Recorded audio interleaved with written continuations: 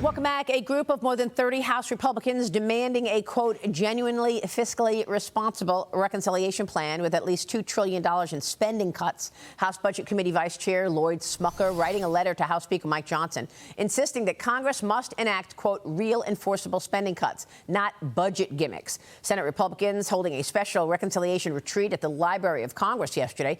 Leaders reportedly saying that the House is not going far enough on spending cuts, including on Medicaid. Joining me now is Kentucky Senator Rand Paul. Senator, it's great to see you. Thank you so much for being here this morning. Well, it's quite rich to hear the senators say that the House has not been serious when the House actually identified $1.5 trillion in spending cuts and the Senate actually only identified $4 billion. Well, you know, the numbers are so big as to be hard to put your mind around.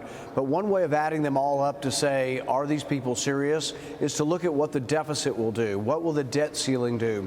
The bill they put forward will allow the debt ceiling to rise $5 trillion over 2 years, all the way through the next election.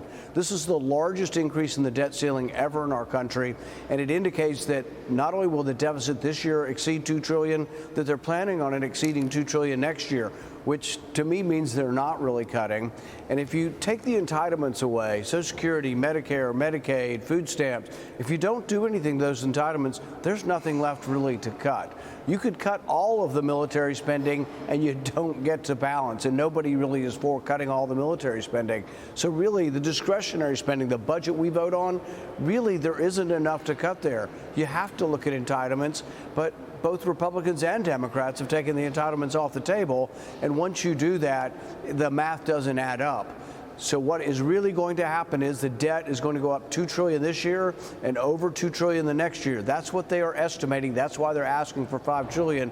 That's not fiscally conservative. And as long as that's in there, I can't support the bill. Yeah, and I'm glad you brought up the debt, because that is the sticking point, isn't it? One of the main sticking points that is causing yourself and others to say, I can't support this bill, because the last time you all signed into law the president's tax cuts in the first term, you did it in December of that year. I mean, now you're trying to get to this July 4th deadline because of the X date, because of the fact that you've got to raise the debt ceiling. Right. And I supported the tax cuts in 2017. I still support the tax cuts. I support making them permanent. I support cutting as much spending as we could get consensus on. I will even accept compromise on how much spending cuts we can get, but I'm not voting to add $5 trillion to the deficit or to the debt ceiling. Conservatives have never voted for that, and now conservatives are lining up and falling all over themselves to vote for the largest debt ceiling increase in all of history.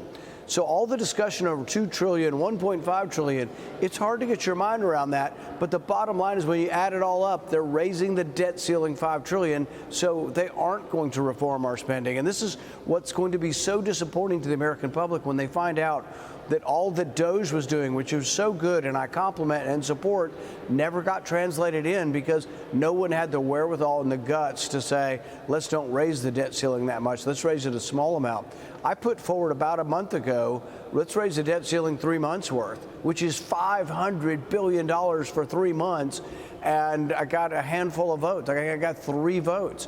But I would do it every 3 months. I'd have a debt ceiling vote and use that as the leverage to say, what have you done for me now? What have you done for reducing spending in the last 3 months? I'll give you more only if you give me more reforms every time I vote to raise the debt ceiling. That's the only way I would vote to raise the debt ceiling. Well, I mean, it sounds like if you're a no vote and you've got a couple colleagues that are a no vote, then you can't get this bill done by July 4th. Or we could negotiate. The White House could say, we're not going to raise it $5 trillion. We'll do that in a separate vote. We'll let the Democrats and the big government Republicans who vote for all the spending, they get to vote for the debt ceiling increase. That's the way it's always been. Conservatives oppose the spending, oppose raising the debt ceiling. The Democrats who vote for all the spending and the big government Republicans who join them on many of the bills, they get to vote to raise the debt ceiling and the rest of us don't. But once we're gone, if all the conservatives support this, there is no conservative voice. There is no high moral ground for any conservative to say, oh, I oppose the debt. And they're going to say, yeah, you raised it $5 trillion. You know, you're no better than the Democrats, and that will stick. So there has to be some conservative movement left in the country that says enough's enough. No matter what party's in power, we can't keep spending $2 trillion more than we take in every year. And I know that you and many of your colleagues feel that this is the moment in time. You've got an extraordinary moment in time to actually make a dent here. We spoke with Maya McGinnis this week when I was at the Milken conference about this very issue, and she had her own ideas in terms of where significant cuts can be made. Here she is. She's the president of the Committee for a Responsible Budget. Watch. They should be looking at Medicare, and they should and are be looking at Medicaid. We've expanded the budget at healthcare massively in recent times, and we have not brought that back to different levels. There are a lot of savings there that will not affect recipients. Another area in the budget they're not looking at all, $20 trillion plus in tax expenditures over the budget window, and that is, quite frankly, spending through the tax code. So we act like it's tax cuts, but it's things that really increase in inefficiencies, equities, de-level the playing field. We want to broaden that tax base so we can keep rates low and then look at all the areas of the budget, the discretionary portion, welfare programs, Medicaid, which they're looking at, but there's spectrum, there's repealing parts of the IRA, the ACA, a lot of things that have expanded in the past couple of years that we could scale back, and we could certainly get that $2 trillion. Senator, your thoughts? Well, refundable tax credits are just welfare. So the child tax credit and the earned income tax credit aren't really earned. They're just welfare payments. They don't come out of your taxes. They come out of someone else's taxes. It's about $100 billion, and it's said to have about a 25% fraud rate. Actually, if your parents come in here illegally, they can still get the child tax credit, because if you were born here and you're now a citizen and your parents who came into the country illegally can file for a tax credit for you. So the whole thing needs to be reformed. We really shouldn't have refundable tax credits. We should just call that welfare, and then we debate how much welfare we have. But we already have a ton of welfare. But you have to cut spending. You have to look at entitlements. You also have to make the states pay their fair share. And the reason you do this is not to punish states, but because states are more fiscally responsible because they don't have a Federal Reserve. They have to borrow money or try to balance their budget. So every state, even New York and California, are more conservative than the federal government because there are some limitations on their borrowing capacity. So we need to shift the cost. Doesn't mean we get rid of Medicaid, but every state should be paying at least half of the cost of Medicaid. Right now, the states are only paying 10% of many of the people on Medicaid. Yeah, well, I want to move on to this other issue, but it sounds like you're a no on raising the SALT deduction as well. I'm in between on the SALT deduction because SALT deduction is not refundable. It's just giving you back your taxes. And there are people look at it and say, oh, well, the pure system wouldn't have it. You're right.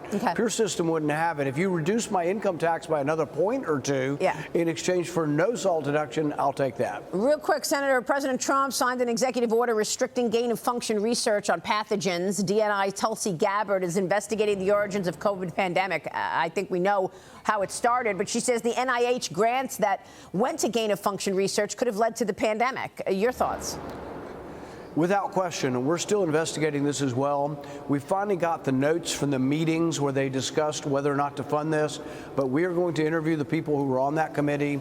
We are going to ultimately interview Anthony Fauci and ask him why he approved this. I think it was probably the worst medical decision made in modern medical history, and I think history's not going to judge Anthony Fauci well, but he does need to accept responsibility for this. It was a terrible judgment. Anthony Fauci was the guy who said, you know what, even if a pandemic should occur, the knowledge is worth the risk.